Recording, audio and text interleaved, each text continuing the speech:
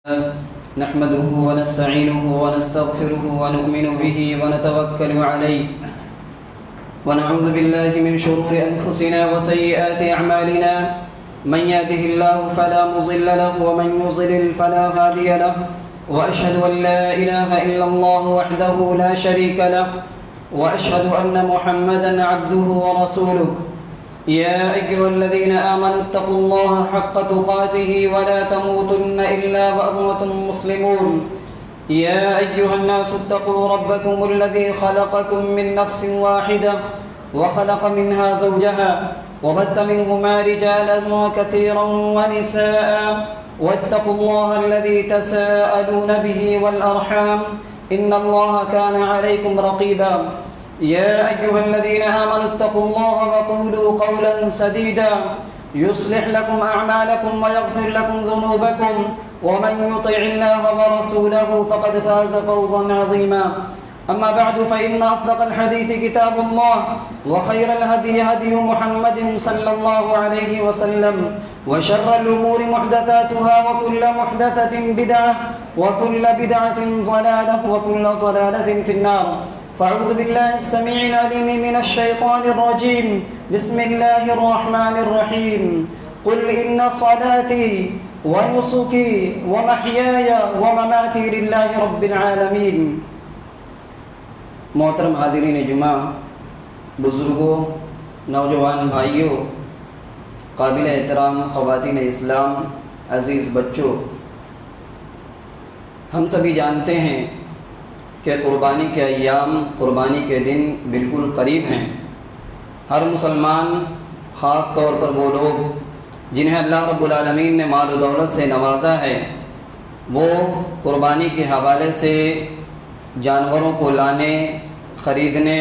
چرانے اور ان کو سنبھالنے کی فکر میں لگے ہوئے ہیں اور کوشاں ہیں. ہر آدمی ان ایام کا انتظار بھی کر رہا ہے. بچے بھی خوشیاں مناتے نظر آتے ہیں کیونکہ انہیں معلوم ہے کہ ہمارے گھروں میں قربانی ہونے جا رہی ہے. ایک ماحول ہے قربانی کا، اللہ رب العالمین کی جہاں بہت ساری عبادتیں ہیں، ان عبادتوں میں خاص عبادت قربانی ہے. اس کا ماحول ہے، ہر آدمی خوشی کا مظاہرہ کرتے ہوئے دکھائی دیتا ہے اور نظر آتا ہے. وہیں پر ہماری شریعت جہاں کسی بھی عبادت کو انجام دینے کا حکم دیتی ہے، وہیں پر بہت ساری شرائط اور بہت ساری پابندیاں ہم مسلمانوں پر عائد کرتی ہیں. جمعہ کا خطبہ مختصر ہوتا ہے اور عید الاضحیٰ کی مناسبت سے اور قربانی کی مناسبت سے بہت سارے احکام اور مسائل ہوتے ہیں. چونکہ وقت کی قلت کی وجہ سے چند مخصوص چیزوں کا تذکرہ ہم کریں گے اور رب العالمین سے ہم دعا بھی کرتے ہیں کہ اللہ رب العالمین جو باتیں قربانی کے حوالے سے ذکر کی جائیں، رب العالمین سمجھنے، غور کرنے اور عمل کرنے کی توفیق نصیب فرما، آمین. اسلامی بھائیوں، ایک مسلمان کسی بھی عمل کو انجام دینے جاتا ہے تو ہماری شریعت سب سے پہلے ایک بنیادی شرط لگاتی ہے، وہ یہ کہ آپ کوئی بھی کام کریں، اس کام کو قبول کرانے کے لیے، کسی بھی نیکی کو قبولیت کے درجے تک پہنچانے کے لیے پہلی شرط میں دو چیزیں پائی جاتی ہے. ایک اخلاص ہو، دوسری محمد الرسول اللہ صلی اللہ علیہ وسلم کی سنت کی مطابقت ہو. آپ کوئی کام کرنے جا رہے ہیں، نیکی ہے، اچھا کام ہے، اس کام میں اللہ رب العالمین کو خوش کرنا مقصود ہو، دکھلاوا نہ ہو، ریاکاری نہ ہو، نام کمانا نہ ہو. پھر اسی طرح جس کام کو، جس نیکی کو ہم کرنے جا رہے ہیں، اس نیکی کا تعلق یا اس نیکی کا طریقہ محمد الرسول اللہ صلی اللہ علیہ وسلم سے میل کھائے. آپ صلی اللہ علیہ وسلم نے جس نیکی کو جس انداز سے، جس طریقے سے کیا ہے، اس نیکی کو ہم اور آپ اسی طریقے سے انجام دیں گے، تب جا کر وہ نیکی شمار ہوگی اور وہ نیکی قبولیت کے درجے تک پہنچے گی. کسی بھی عمل کی قبولیت کے لیے سب سے پہلی اور بنیادی جو شرائط میں سے ایک شرط ہے، وہ شرط ہے اخلاص.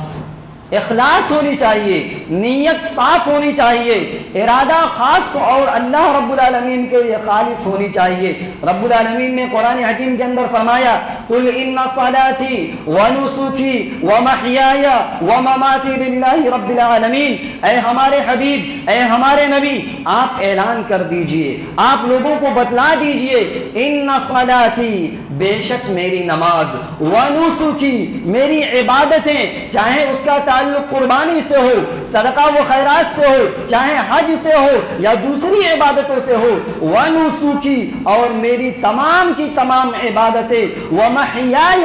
اور میرا زندہ رہنا یعنی میری زندگی، ومماتی، اور میری موت، للہ رب العالمین، سب کے سب اللہ رب العالمین کے لیے ہونا چاہیے۔ قربانی جیسی عبادت ہم اور آپ انجام دینے کے لیے جا رہے ہیں، یاد رکھنا چاہیے اللہ رب العالمین اسی عمل کو قبول کرتا ہے جس عمل میں اخلاص ہو۔ ان اللہ لا يقبل من العمل الا ما كان له خالصا وابتغي به وجهه، سنن نسائی کی صحیح روایت ہے، آپ صلی اللہ علیہ وسلم نے فرمایا بے شک اللہ تبارک و تعالی صرف اسی عمل کو قبول کرتا ہے، اسی نیکی کو قبول کرتا ہے یا اسی قربانی کو قبول کرتا ہے جس قربانی میں قربانی کو انجام دینے والا آدمی مخلص ہو، اخلاص ہو، تقوی ہو، للہیت ہو، نام کمانا مقصود نہ ہو، ریاکاری نہ ہو، مقصود کیا ہو، وابتغی بہ وجہہ، اس عمل کے ذریعے،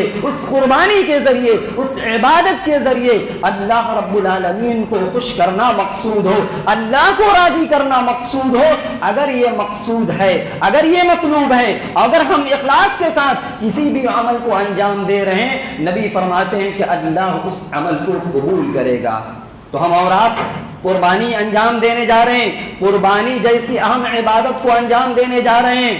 ارادہ خاص ہونا چاہیے، ارادے کے اندر اخلاص ہونی چاہیے، للہیت ہونی چاہیے۔ آپ ہزاروں، 10,000، 50,000، لاکھوں روپے کے جانور خرید کر لائیے، اگر اخلاص نہیں ہے، دکھلاوا مقصود ہے، محلے، علاقے اور کالونی کے لوگ آپ کو سیٹ صاحب کہیں، رئیس اور مالدار کہیں، دنیا والے آپ کو کہہ سکتے ہیں، دنیا والے آپ کا چرچا کر سکتے ہیں، آپ کے جانوروں کی تعریف کر سکتے ہیں، لیکن اللہ کے دربار میں ذرہ برابر بھی ثواب نہیں ملے گا۔ یہی نیکی، یہی قربانی ہمارے لیے اور آپ کے لیے وبال جان بن سکتی ہے۔ تو پہلی شرط، پہلی بنیادی چیز اخلاص ہونی چاہیے، ارادہ صاف ہونا چاہیے۔ اسی طرح دوسری شرط، ہم اور آپ جو قربانی انجام دینے جا رہے ہیں، دوران خطبہ کے دوران نبی کریم صلی اللہ علیہ وسلم کی حدیث ہے کہ کوئی آدمی گفتگو نہ کرے، بات چیت نہ کی جائے، یہ نبی صلی اللہ علیہ وسلم کی سنت کے خلاف عمل ہے۔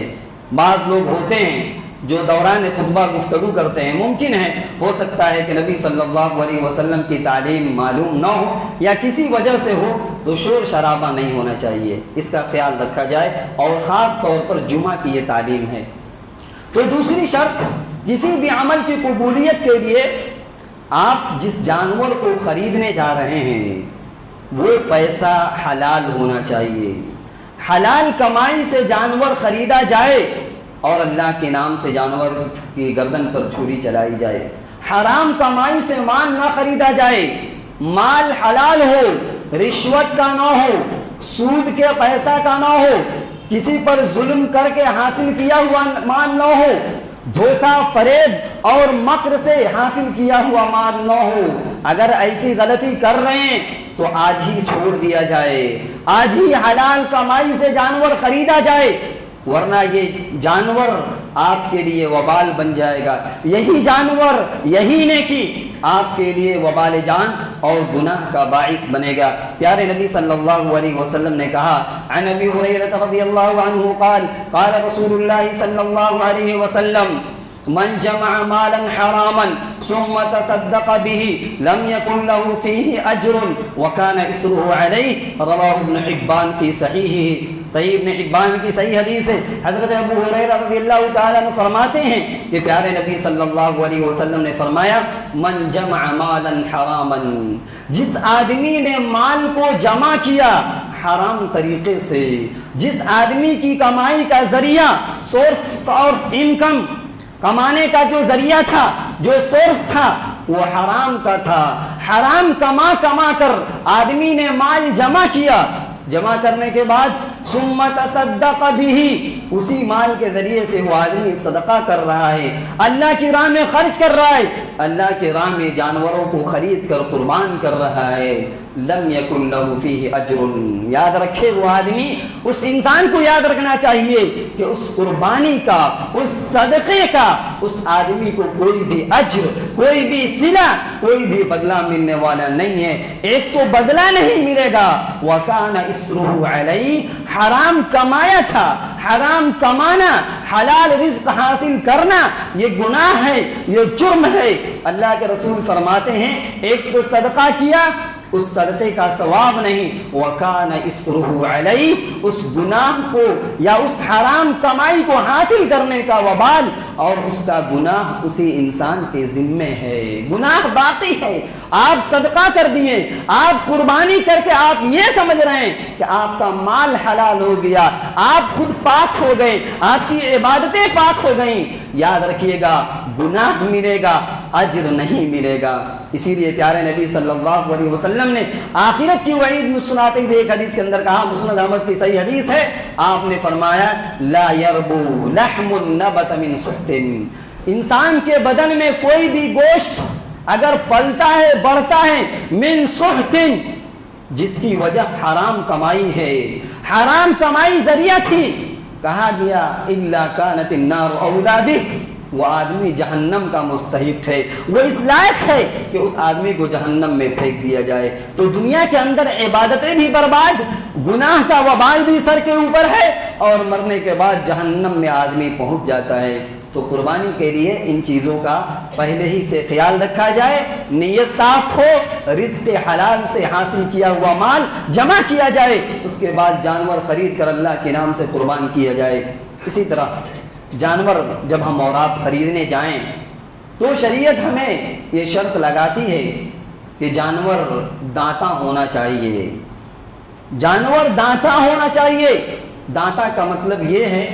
کہ سامنے کے دو دانت جھڑ گئے ہوں، سامنے کے دو دانت ٹوٹ گئے ہوں، ختم ہو گئے ہوں، اور دوسرے دانت آ گئے ہوں۔ اگر ایسا جانور ہم نہیں خریدتے ہیں، دانتا ہوا نہیں ہے، اس شرط کو ہم پورا نہیں کر رہے ہیں، پیسہ خرچ کر رہے ہیں، جانور کی گردن پر چھری چلا رہے ہیں، لیکن اللہ کے رسول فرماتے ہیں کہ وہ قربانی نہیں ہوگی۔ عن جابر بن عبد الله رضي الله عنه قال قال رسول الله صلى الله عليه وسلم لا تذبحوا إلا مسنة إلا أن يعصر عليكم فتذبحوا جزعة من الضأن، رواه مسلم في كتاب الأضاحي، صحیح مسلم کی روایت ہے۔ حضرت جابر بن عبداللہ رضی اللہ تعالیٰ عنہ بیان فرماتے ہیں کہ پیارے نبی صلی اللہ علیہ وسلم نے فرمایا لا تذبحوا إلا مسنة، قربانی کے دنوں میں جب قربانی کے جانور خریدنے جاؤ اور ذبح کا ارادہ ہو تو لا تذبحوا الا مسنة، صرف اور صرف دانتے ہوئے جانور ہی کوئی قربانی کرو،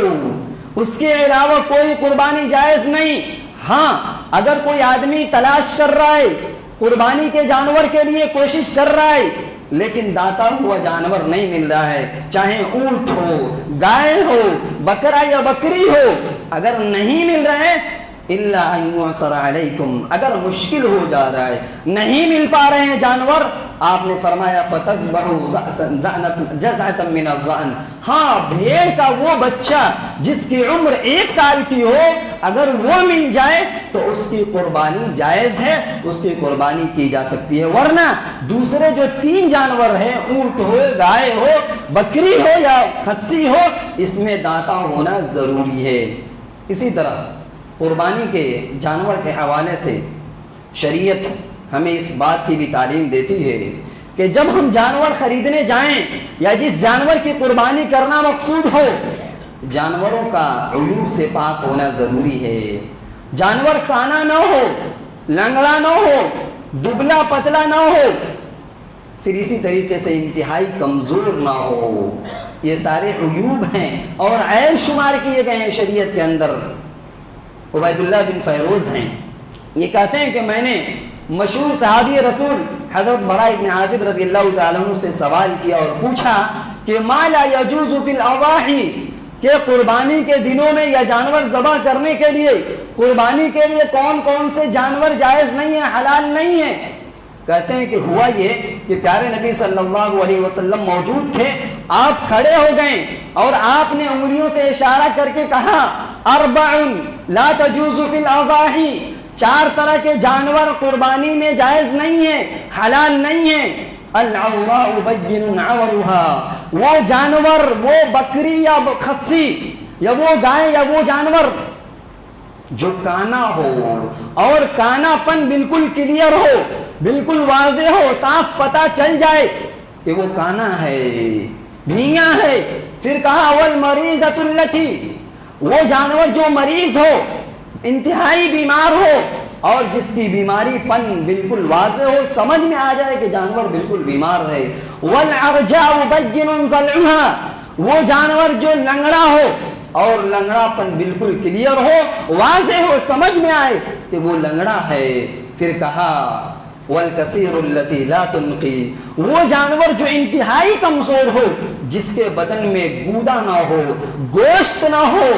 وہ جانور بھی قربانی کے لیے جائز نہیں ہے۔ پیارے نبی نے یہ شرط رکھی ہے کہ اگر ایسے جانور ملتے ہیں تو خریدنے سے پہلے ہی چیک کر لیا جائے، بالکل صاف طور پر دیکھ لیا جائے۔ ہاں، خریدنے کے بعد اگر کوئی عیب پیدا ہو جاتا ہے، کوئی نقص نکل جاتا ہے، کانا پن کا ظہور ہو جاتا ہے، جانور لنگڑا ہو جاتا ہے، کمزور ہو جاتا ہے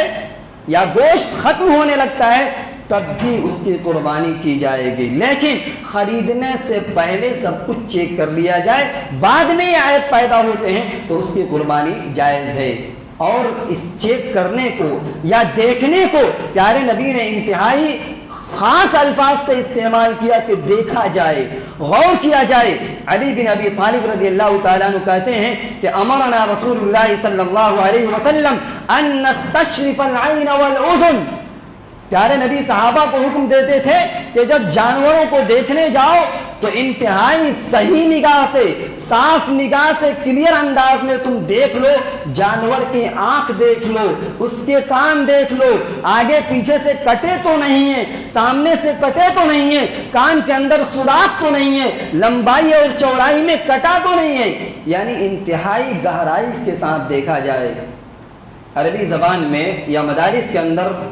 کبھی کبھی کسی مضمون پر مقالہ لکھا جاتا ہے، لکھوایا جاتا ہے۔ ایک اسٹوڈنٹ، ایک طالب علم کسی موضوع پر کوئی مضمون تیار کرتا ہے، اس کو مقالہ بولا جاتا ہے۔ وہ اپنے حساب سے نہیں لکھتا ہے بلکہ کسی ٹیچر کی نگرانی میں لکھا جاتا ہے، اس کو بولا جاتا ہے زیر اشراف۔ کسی ٹیچر کی نگرانی میں یہ مضمون تیار کی جا رہی ہے اور مشرف جو دیکھنے والا ہوتا ہے، جو کاپی چیک کرنے والا ہوتا ہے، اس کو اشراف کہا جاتا ہے۔ انتہائی گہرائی کے ساتھ ایک ایک مضمون کو، ایک ایک پیج اور ایک ایک صفحہ کو وہ دیکھتے ہیں اور غور کے ساتھ دیکھتے ہیں کہ طلبہ اور اسٹوڈنٹ کہیں کوئی غلطی تو نہیں کر رہا ہے۔ پیارے نبی وہی الفاظ استعمال کر رہے ہیں، ان نستشرف العین والاذن، کہ گہرائی کے ساتھ، تیز نگاہوں کے ساتھ جانور کے عیوب کو تلاش کر لیا جائے، دیکھ لیا جائے۔ عموماً ایسا ہوتا ہے کہ ہم جانور خریدنے کے بعد سوال کرتے ہیں کہ جانور کے اندر یہ عیب ہو گیا ہے، کیا اس کی قربانی جائز ہے یا نہیں جائز ہے؟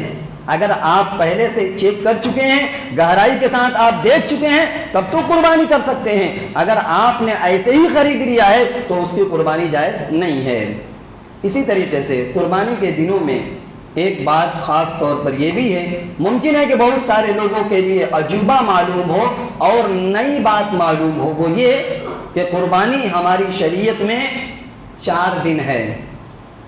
قربانی کے ایام 4 دن ہے۔ دنیا 3 دن جانتی ہے اور پڑھے لکھے لوگ جانتے ہوئے عوام الناس میں یہ باور کراتے ہیں کہ قربانی 3 دن ہی ہے۔ قرآن کی آیت سے بھی اس کا ثبوت ہے اور پیارے نبی صلی اللہ علیہ وسلم کی احادیث سے بھی ثابت ہے، لیکن افضلیت اور بہتر یہ ہے کہ آدمی پہلے دن ہی کیا جائے، آدمی پہلے دن جانور کی قربانی کرے۔ ہاں، اگر حیثیت ہے تو 4 دن کر سکتا ہے یا ناغا کر کے بھی کر سکتا ہے۔ قرآن کی آیت میں ایک جگہ ہے وَاذْكُرُوا اللَّهَ فِي أَيَّامٍ مَعْدُودَاتٍ، اللہ کا ذکر کرو گنتی کے چند دنوں میں۔ گنتی کے چند دن ہے ان دنوں میں اللہ کا نام کثرت سے لیا کرو۔ عبداللہ بن عباس رضی اللہ تعالیٰ عنہما اس آیت کریمہ کی تفسیر میں کہتے ہیں کہ گنتی کے جو 4 دن ہیں اس میں ایام التشریق بھی ہے، اور ایام التشریق یوم النحر یعنی 10 ذی الحجہ کو چھوڑ کر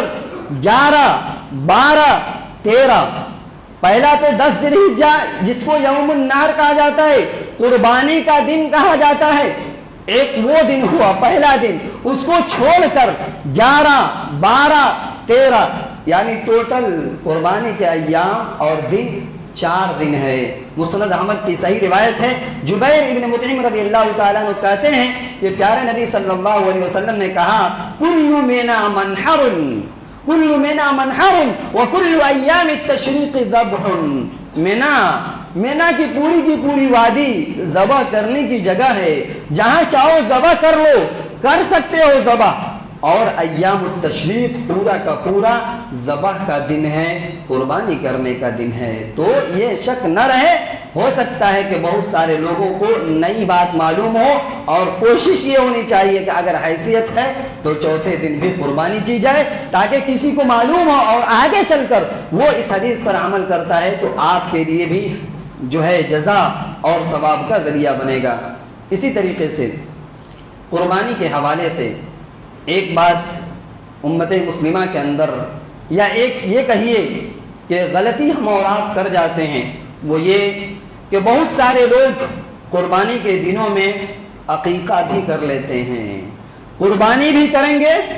اور عقیقہ بھی کریں گے۔ نتیجہ یہ ہوتا ہے کہ نہ تو قربانی ہو پاتی ہے اور نہ ہی عقیقہ ہو پاتا ہے۔ کیا قربانی اور عقیقے کے درمیان فرق ہے یا نہیں ہے؟ ظاہر سی بات ہے، قربانی اور عقیقے میں فرق ہے، دونوں کے مسائل الگ الگ ہیں، دونوں کے جانور الگ الگ ہیں، دونوں کے دن الگ الگ ہیں۔ قربانی میں شراکت ہے، لوگ شریک ہو سکتے ہیں، لیکن عقیقے میں جس آدمی کے نام سے ہو رہا ہے وہی آدمی شریک رہے گا، دوسرا نہیں رہ سکتا ہے۔ عقیقہ 7ویں دن نبی کریم صلی اللہ علیہ وسلم کی سنت ہے، اگر کوئی آدمی کسی وجہ سے نہ کر سکا تو زندگی کے کسی بھی دن میں کر سکتا ہے، لیکن قربانی آدمی جب چاہے، سال کے جس دن چاہے کر سکتا ہے، ایسا نہیں کر سکتا ہے۔ پیارے نبی صلی اللہ علیہ وسلم کے زمانے میں بھی عقیقہ ہوا کرتے تھے، قربانی ہوا کرتے تھے۔ گائے میں 7 نام ہے، 3 نام عقیقے کا اور 4 نام قربانی کا لوگ داخل کر دیتے ہیں۔ نتیجہ یہ ہوتا ہے کہ نہ تو قربانی ہو رہی ہے اور نہ ہی عقیقہ ہو رہا ہے۔ عقیقے کے لیے جانور اللہ کے رسول نے متعین کر دیا ہے۔ ایک صحابیہ ہے ام کرث، یہ کہتی ہیں کہ میں نے نبی صلی اللہ علیہ وسلم سے سألت رسول اللہ صلی اللہ علیہ وسلم عن العقیقہ، میں نے نبی صلی اللہ علیہ وسلم سے عقیقہ کے بارے میں سوال کیا، عقیقہ کے بارے میں پوچھا کہ عقیقے میں کون سے جانور چریں گے؟ آپ نے کہا عن الغلام شاتان وعن الجاریۃ واحدہ، کہا اگر لڑکا ہے، اگر بچہ ہے تو اس کی طرف سے 2 بکری چلے گی، اور اگر لڑکی ہے تو اس کی طرف سے 1 بکری۔ یہاں بکری کا لفظ ہے، خصی بھی کی جا سکتی ہے اور بکری بھی، اس لیے کہ حدیث کے آگے الفاظ ہیں لا یضرکم ذکرانا کن ام اناسا، چاہے یہ نر ہو یا مادہ ہو، بکری ہو یا خصی ہو، دونوں عقیقے میں کیے جا سکتے ہیں اور قربانی میں بھی کیے جا سکتے ہیں۔ اسی طرح عقیقے اور قربانی میں ایک فرق یہ بھی ہے کہ عقیقے میں صرف جس کے نام سے ہو رہا عقیقہ وہی شریک ہوگا، لیکن قربانی میں دوسرے لوگ شریک ہو سکتے ہیں۔ پیارے نبی صلی اللہ علیہ وسلم کے صحابی حضرت عبداللہ بن عباس رضی اللہ تعالیٰ عنہ کہتے ہیں کہ ہم صحابہ نبی صلی اللہ علیہ وسلم کے ساتھ سفر میں تھے، فحضر الاضحیٰ، اضحیٰ کا وقت آ گیا، قربانی کے دن آ گئے۔ اس سے پتہ چلا کہ قربانی سفر میں بھی کر سکتے ہیں۔ بعض لوگ اس کے منکر ہیں، بعض لوگ کہتے ہیں کہ جو آدمی قربانی کرنا چاہتا ہے وہ صاحب نصاب ہو، جو نصاب، جو کنڈیشن، جو شرط زکات کے لیے ہے وہ قربانی کے لیے بھی ہے، حالانکہ ایسی بات نہیں ہے۔ قربانی کے لیے صاحب نصاب ہونا ضروری نہیں ہے، پھر اسی طریقے سے قربانی کے لیے مقیم ہونا ضروری نہیں ہے، یعنی گھر کے اندر ہی ہونا ضروری نہیں ہے۔ اگر آدمی سفر پر ہے، مسافر ہے، تو سفر پر بھی قربانی کی اگر سہولیات حاصل ہے تو قربانی کر سکتا ہے۔ حضرت عبداللہ بن عباس کہتے ہیں کہ ہم تمام صحابہ، بہت سارے صحابہ تھے، سفر میں تھے، فحضر الاضحیٰ، اضحیٰ کا دن آ گیا، قربانی کے دن آ گئے، فاشترکنا فی البقرۃ سبعۃ وفی البعیر عشرۃ، تو ہم لوگ گائے میں 7 لوگ شریک ہوئے اور اونٹ میں 10 لوگ شریک ہوئے۔ یہ چیز عقیقے میں نہیں ہے، اور عقیقے میں جو جانور کا ثبوت ہے چھوٹے جانور یعنی خصی اور بکری کا ثبوت ہے، گائے وغیرہ کا ثبوت نہیں ہے۔ پھر اسی طریقے سے کیا کوئی آدمی گھر کا ایک ہی فرد جانور ذبح کرتا ہے تو کیا گھر کے تمام لوگوں کی طرف سے کافی ہو جائے گا؟ جی ہاں، کافی ہو جائے گا۔ اگر جوائنٹ فیملی ہے، سب لوگ ایک ہی ساتھ کھاتے ہیں، کچن ایک ہے، کھانے پینے کا مسئلہ ایک ہے، تو گھر کا کوئی آدمی اگر قربانی کے جانور ذبح کرتا ہے، قربانی کرتا ہے، تو گھر کے تمام لوگوں کی طرف سے کافی ہو جائے گا۔ ایک تابعی ہیں عطاء ابن یسار، یہ کہتے ہیں کہ میں نے حضرت ایوب انصاری رضی اللہ تعالیٰ عنہ سے پوچھا، سوال کیا، کیف کانت الضحایا علی عہد رسول اللہ صلی اللہ علیہ وسلم، کہ نبی صلی اللہ علیہ وسلم کے زمانے میں قربانی کا کیا معاملہ تھا، لوگ کیسے قربانی کیا کرتے تھے؟ حضرت ابو ایوب انصاری نے کہا فکان الرجل یضحی بالشاة عنہ وعن اہل بیتہ، کہ اس زمانے میں صحابہ ایک آدمی ایک خصی کو، ایک بکری کو ذبح کرتا تھا، عنہ اپنی جانب سے، وعن اہل بیتہ اور اپنے گھر والوں کی طرف سے، اور فیأکلون ویطعمون خود بھی کھاتے تھے اور دوسروں کو بھی کھلاتے تھے،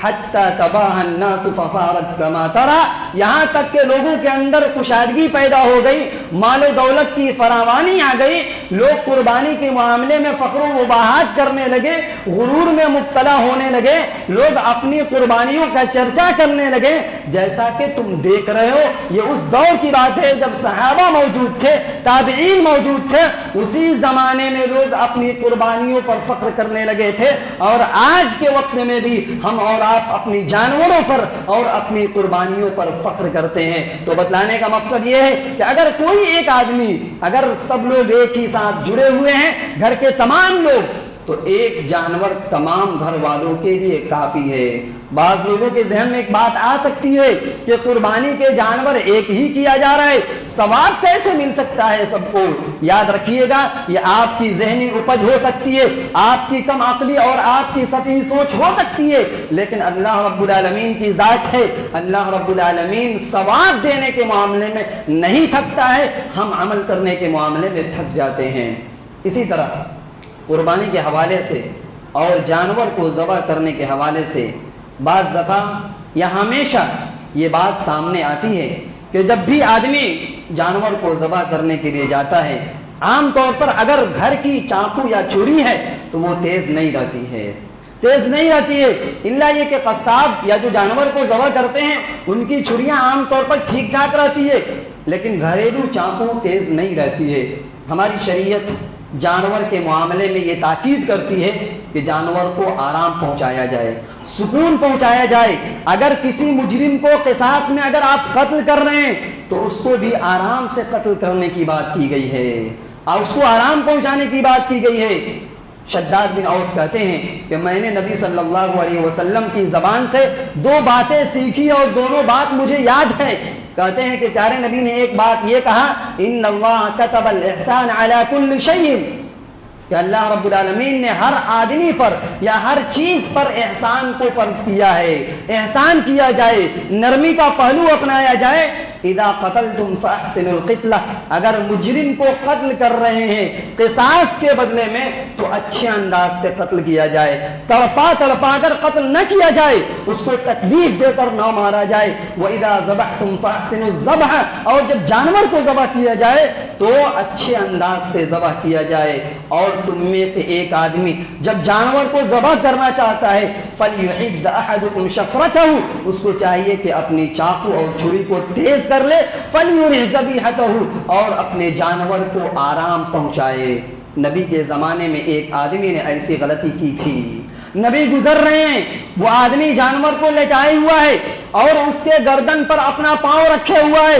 اور وہیں پر چھری کو تیز کر رہا ہے اور جانور اپنی آنکھ سے اس چھری کی طرف دیکھ رہی ہے۔ پیارے نبی نے کہا اللہ فعلت قبل هذا، یہ جو چھری ابھی تیز کر رہے ہو اس کو پہلے کیوں نہیں کیے؟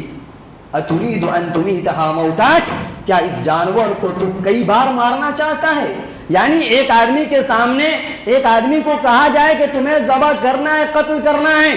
اور اسی کے سامنے چاقو یا چھری کو تیز کیا جائے، سمجھ لیجئے کہ اس کو جیتے جی مار رہے ہیں۔ کہا کہ جانور چھری کو دیکھ کر وہ مر رہا ہے اور مزید یہ کہ تم اس کی گردن پر چھری چلاؤ گے، تو یہ غلطی بھی نہ کیا جائے، پہلے ہی سے چاقو اور چھری کو ذبح کر لیا جائے۔ آدمی خود سے اپنے جانور کو ذبح کرے، یہ زیادہ بہتر بات ہے۔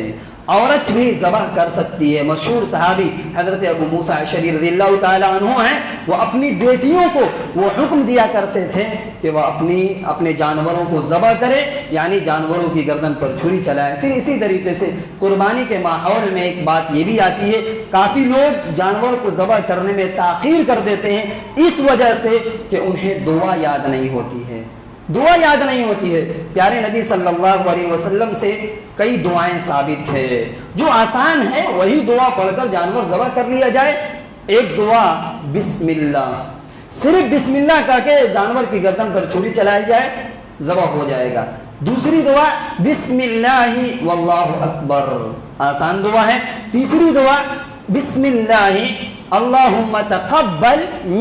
من کے آگے جو نام ہے نام بھی لگا سکتے ہیں، اگر کوئی آدمی بھول گیا تو کوئی تعجب کی بات نہیں ہے اور کوئی شک کی بات نہیں ہے کہ قربانی ہوئی یا نہیں ہوئی ہے۔ اصل چیز اللہ رب العالمین کا تذکرہ، اللہ کا نام ذکر کرنا مقصود ہوتا ہے۔ اور بھی دعا، ایک لمبی دعا انی وجہت وجہیہ، جو کہ تفسیر ہے، قرآن کی ایک آیت سے بھی اس کا ثبوت ہے اور سنن ابی داؤد کی ایک حدیث ہے۔ میرے اسلامی بھائیوں، یہ چند احکامات تھے قربانی کے حوالے سے۔ ہم رب العالمین سے دعا کرنے سے پہلے ایک اعلان ہے،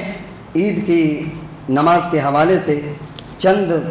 جگہوں کے نام اور مساجد کے نام اور ان کے اوقات ذکر کیے گئے ہیں۔ چونکہ تقریباً 11-12 نام ہیں، اس کو یاد رکھنا ذرا مشکل ہے۔ پہلی جگہ اسلامیہ ہائی اسکول پرانا قلعہ سیوان، وقت ہے 5:45 پر، یعنی جماعت کا وقت ہے، یعنی 5:45 بجے۔ پھر اسی طریقے سے مکہ مسجد اترسواں سیوان 5:35 پر ہے۔ تیسری مسجد محمدی مسجد پچبروا اندر 5:30 یعنی 5:30 بجے۔ چوتھی مسجد مدینہ مسجد ماہپور حسین گنج 5:35۔ پانچویں مسجد جو ہے فاطمہ مسجد حسین گنج 5:40۔ پھر اسی طریقے سے چھٹی مسجد مدینہ مسجد جو ہے گیاس پور مٹھیا 5:45 5:45 بجے۔ محمدی مسجد حسن پورہ 6 بجے۔ جامع مسجد لکڑی نبی گنج 5:15۔ عمر مسجد لکڑی درگاہ 6 بجے۔ جامع مسجد چین پور سیوان 7 بجے۔ مدینہ مسجد نتھو چھاپ سیوان 5:30 5:30 میں۔ پھر اسی طریقے سے بلال مسجد سلونے پور سیوان 6 بجے۔ یہ تفصیلات ہیں ان مساجد کی جہاں وقت تعین کیا گیا ہے۔ اللہ رب العالمین سے ہم دعا کرتے ہیں کہ تمام لوگوں کو وقت معینہ پر پہنچنے کی توفیق نصیب فرما۔ اسی طریقے سے تقریر کے حوالے سے، خطبے کے حوالے سے رب العالمین سے ہم دعا کرتے ہیں کہ اللہ رب العالمین قربانی کے جو احکامات ذکر کیے گئے ہیں، رب العالمین ہم سب کو اپنی نگاہوں کے سامنے رکھنے کی توفیق نصیب فرما۔ رب العالمین جو بھی اعمال ہم انجام دیں اس کے اندر اخلاص، للہیت، تقوی ہم سب کو اپنے دلوں کے اندر پیدا کرنے کی توفیق نصیب فرما، ریاکاری، دکھلاوا، نام کمانے سے ہم سب کو بچنے کی توفیق نصیب فرما، قربانی اور دوسری عبادتوں کو محمد رسول اللہ صلی اللہ علیہ وسلم کی سنت کے مطابق انجام دینے کی توفیق نصیب فرما۔ رب العالمین بہت سارے لوگوں نے دعا کی درخواست کی ہے، کچھ لوگ بیمار ہیں، اللہ رب العالمین دعا کرے کہ اللہ رب العالمین انہیں شفاء کاملہ و عاجلہ عطا فرمائے، جو مسلمان پریشان ہیں اللہ ان کی پریشانیوں کو دور فرمائے، رب العالمین ہمیں جو مقروض ہیں، قرض دار ہیں، ان کے قرض کی ادائیگی کا راستہ آسان فرما، آمین۔ اللہم ارنا الحق حقا وارزقنا اتباعه وارنا الباطل باطلا وارزقنا اجتنابه، ربنا آتنا في الدنيا حسنة وفي الآخرة حسنة وقنا عذاب النار، وآخر دعوانا أن الحمد لله رب العالمين۔